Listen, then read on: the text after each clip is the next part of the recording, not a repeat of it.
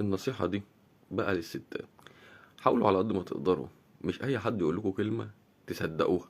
يعني مثلا لما تكون مثلا تقول لك الراجل لا وحش، ناخده ان هو وحش، لا حلو ناخده ان هو حلو. صدقوني كل واحد معاه واحد، يعني معاه راجل، احمدوا ربنا عليه، بدل كويس وبيعاملك حلو. المشكلة هنا لو بيعاملك مثلا وحش، بيهينك، يبقى الكلام ده كده فعلا ما ينفعش.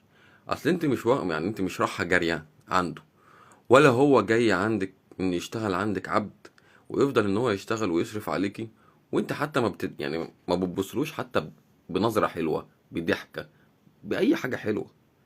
فاحنا المشكلة هنا والله احنا المشكلة في نفسنا، احنا اللي حلوين او احنا اللي وحشين، اذا كان الست او الراجل.